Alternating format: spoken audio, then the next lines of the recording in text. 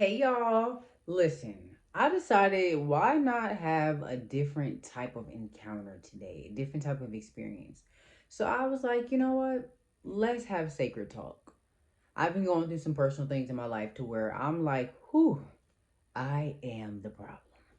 And it's time that I speak out about it because a lot of females, I feel like we go through similar things, but we just don't put it on the forefront and we don't talk about it because it's embarrassing. First of all, it's embarrassing to realize and be self aware to the point where you know you are the problem. And it's like, dang, this whole time I've been thinking in this relationship that, it's me that deserves more, it's me that needs more, it's this is why I'm feeling this way, and it's because of him, and it's because of, and not even just completely blaming the man in the relationship, but blaming the circumstances. We have a way as women to blame the circumstances of a situation instead of reevaluating ourselves in that circumstance. And I have found myself in this place, y'all. I'm here. I'm alive. I am surviving. It's for rain.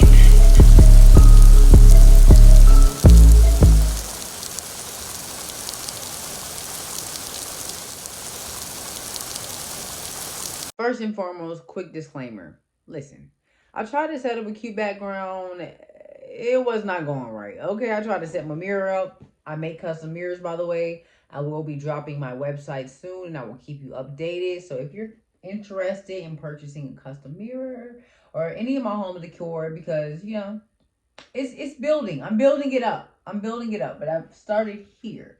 So if you're interested in a mirror, comment down below. I want to know like who would actually purchase this mirror. Um, but yeah. So if you see any flaws in the background, y'all, just act like it's flawless. First and foremost, y'all, if you are not properly aligned for what you are desiring and trying to manifest, you're not going to be ready for it. You're not going to know how to handle it. You're not going to know how to take care of it. So a lot of the times we are desiring these big things, marriage and children and a healthy, equally yoked relationship, but you're not even in the proper position to handle that relationship when it comes, or to handle that when it becomes that in the relationship that you're in now. There comes a point in time in your life where you have to solely focus on you outside of your relationship. The problem comes in is we get in a relationship and we fall in love and it just feels good and it's everything about it is amazing, right? But we get so caught up in the relationship to the point where we don't get caught up enough in ourselves. So now you're not really focusing on your business as much as you were. You're not really focusing on yourself as much as you were. Those routines and lifestyle habits that you had, you're allowing to slip to the wayside and you're becoming comfortable and relaxed in your relationship. While he is still focusing on his business. He's still handling business. He's still getting to it. But you are slowly but surely becoming complacent and very, very lazy when it comes to yourself and what it is that you want to do. Your career, your business, yourself, whatever that may be for you. You're slipping while he's still focusing on his business and what he wants to accomplish in himself as well as you. But you've gotten so caught up in love and so caught up in just finally I have a good man and this, and you know how it go, y'all. You done got so caught up in that you are losing sight of yourself, your purpose, your career, your business, everything. This is where that unequally yoked energy comes in. Because he's still doing what he has to do. But you're slipping now. So now you're starting to feel like you're not enough. Now you're questioning yourself. Now you're beginning to question him. Where is he at? What is he doing? So there's like an insecurity in you that is self-sabotaging not only yourself but your relationship, because now when he's in his regular routine and schedule that he's always been in since y'all met and he never stopped, but because you stopped, you started sitting at home all day waiting on him to come home and you stopped focusing on you, he was still in his routine. He was still keeping up with his career, his lifestyle, and how he treats himself. You slipped. So now you're becoming insecure, like, oh, he must be talking to somebody, or he must be doing this, or, you're just questioning things and insecure because you let your stuff fall to the wayside. That's not love, y'all. That is not love. And that's how you can easily become unequally yoked and miserable in a relationship and blame it on him or circumstances when it has nothing to do with that and everything to do with you. So I'm sorry to say it, but baby, you are the problem. And this is not me just talking at you or to you. This is me talking to myself as well, because God has had me on a journey lately for the past 2.5 months. I have been on a self-awareness journey to the point where it is sickening. Okay, it has me like, whew, I am the problem. It gets to a point where the enemy can really weigh down on you to where you're embarrassed. You start to realize, like, wow, I've really been falling short. I haven't been doing everything I'm supposed to be doing. My freaking lifestyle habits and I'm just not me anymore. And it's embarrassing because now I'm feeling like, does this man, am I good enough? Should I let him go so that he can get somebody that really deserves him and is equally yoked and can offer him what it is that he deserves? You not focusing on you not still pouring into you, even in your relationship, will start to have you feeling like you are not worthy. It will start to make you feel like you are not enough. It will start to make you question yourself when you are that and then some. He didn't start liking you for no reason. He started liking you because he saw you as a go-getter. He started liking you because you had a personality. He started liking you because of everything that you were and everything that you put to the side, thinking that you had to for him in y'all's relationship. He still wants you to be you. The purpose of a relationship is for you to grow, for you to heal, for you to evolve, not for you to completely let yourself go and fall to the wayside and become something that you are not. And let me say this. You must first have a relationship with yourself before you can have a relationship with anybody else. You don't even know your favorite food. You don't even know what type of restaurants you want to eat at. You don't even know your style of clothing. You have completely lost yourself to the point where this man got to figure out what he wants to feed you on top of paying for it and finding the location. What's your favorite perfume? What's your favorite hairstyle? What do you do in your pastime? You know everything about this man down to his favorite colors and what size drawers he wear, but you can't even tell him what you want to eat or where you want to eat. It's time for you to have a personal and intimate relationship with yourself that is completely grounded in God so that no matter what relationship you get in, you will not change the fiber of your being for it. You will remain yourself and grounded in who you are. This is not me saying you're going to stay in your toxic self, but you're going to stay in tune and aligned with who you are. The healthy parts of you, the self-awareness, the accountability, the parts of you that he fell in love with and the reason why he started talking to you in the first place. I feel like sometimes as women, we just get caught in the fairy tale, but we don't really understand the depth of the work that we have to do behind this fairy tale. Like, there is work. Y'all didn't see Cinderella? She was scrubbing floors for years. Like, she had to work. And then she got her fairy tale. In her working and what she went through and what she experienced is what made her the woman to even be worthy enough of a king. We have to put in the proper work, y'all. The fairy tale is cool. Hold on to it. Believe in it because it's possible and you're worthy of it. But it's time for us to put in the proper work so that when we get into the castle, so that when we get our throne, when we get our crown, we're operating as the queen that we are and nothing less of that. We getting into the castle and acting like the help. We getting into the castle and acting like the maid. We getting into the castle and acting like, come on, y'all, the doorman. And we supposed to be the queen. So it's time for us to hold ourselves accountable, first of all, and get into a deep space of self-awareness so that we can work on the issues that we have internally so they don't keep showing up externally in our relationships and everyday life. It's a thing. Okay, you can put on a mask all day, and I have to always reiterate this because I see this and it's being pushed and taught. Like, oh, you just act like the person you want to be and you step outside and you be different and you'll become that. True. But if you're not doing that internal work behind closed doors when you get home, it don't matter who you go outside and act like. That internal is going to show up on that external somewhere in your life. So let's really do the proper work and work on our internal being so that externally we can be who we are acting like. Because we're like that for real. We're not acting. This mask's not going to come off when I go home. This is me. And I am prepared and aligned and ready for what is to come, what I desire, the type of relationship I desire. I'm ready for it, not getting ready for it, but I'm ready so that when it comes, I'm aligned. And if you're already in a relationship or a situation to where y'all were dating, y'all were in a relationship, but separation had to come. And even though it's still y'all still believing for your relationship, but y'all are in separation right now, take this separation seriously. Work on yourself, pour into yourself, get focused, heal that internal, so that if God brings it back together with that person or whether it be with somebody else, you are ready for it and properly prepared, not getting ready when it comes back. Sometimes in our relationships, we get so caught up on what he's not doing or what we want him to do. And it's like, okay, when he finally do that and he finally does change, are you even going to be able to handle it? Are you even ready?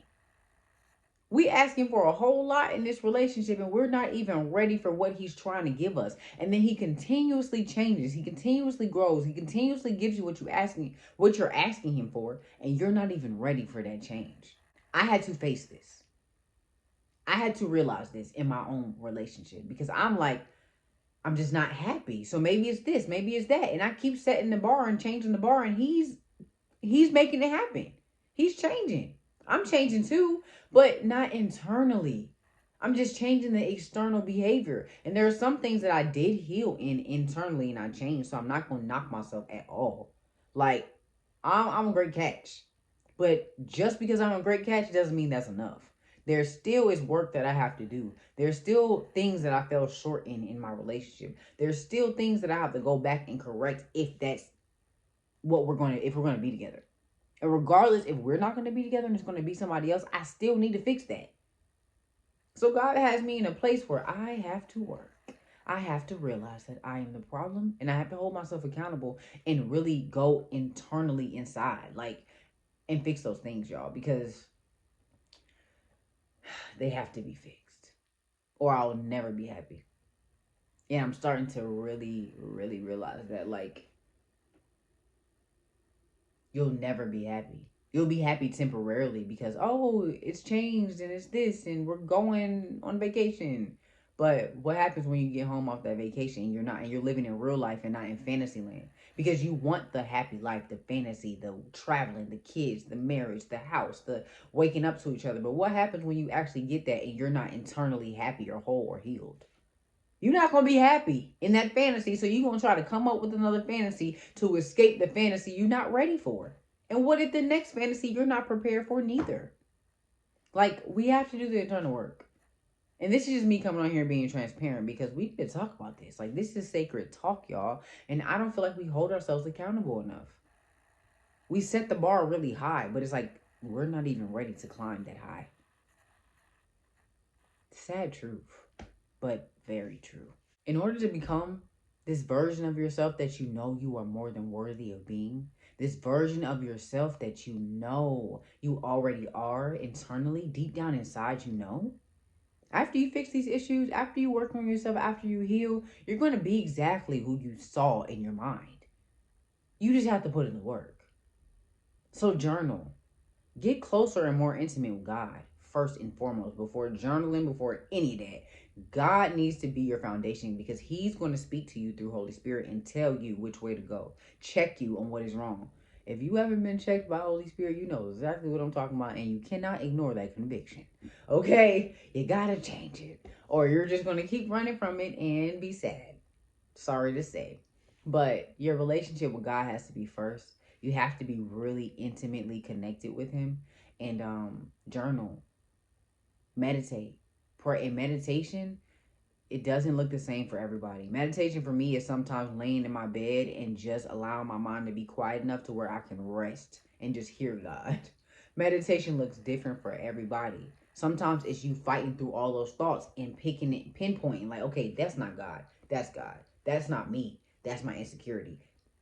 Sometimes that's meditation, y'all. So don't let nobody tell you what specific, like what meditation is supposed to look like for you specifically, because it's going to look different for everybody. But journal, pray, meditate, accept the fact that you are in separation, in isolation, in solitude right now, and embrace it, love it, fall in love with yourself so that when you get out of it, you can still go within that peaceful state within yourself, even in the chaos, even in the noise, even in certain situations in your life. When you come out of this, you're going to be able to speak with a different type of conviction and power and ooh behind it. You know when you just be on fire and you just be getting to it and it's like, ooh, That's a different type of energy. That's your spirit. That's God. Okay, that's Holy Spirit in you. But you have to get tapped into that and really be self-aware so that when you get into certain conversations in your relationship or in your personal life, you got a different type of posture because you're secure in yourself. Right now, you're not secure in yourself. So you stumbling, you let people change your mind, you don't really know what to say, you completely shut down. Whoo! I deal with this, y'all. You completely shut down to the point where it's just like, and you're beating yourself up the entire time you're shutting down. You're beating yourself up and crying the entire time you go back in the house to think about what was said in that conversation. Instead of holding yourself accountable, being self-aware to say, you know what, I can change that. I have been dealing with that for a while. Let me fix that and really handle it. But instead, it's like you're beating yourself up, and now you're feeling like, dang, I can't get nothing right. I just always feel like I'm doing something wrong. That's not God. That is the devil. That is the enemy. So don't beat yourself down or put yourself in a place where you feel like you're always doing something wrong. No, it's just time for you to be self-aware. It's just time for you not to be a victim.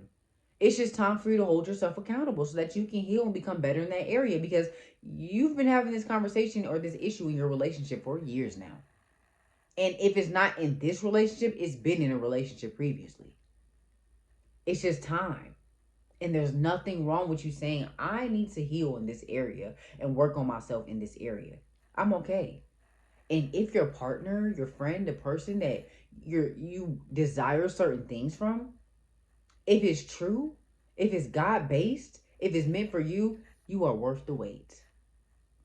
He will wait for you.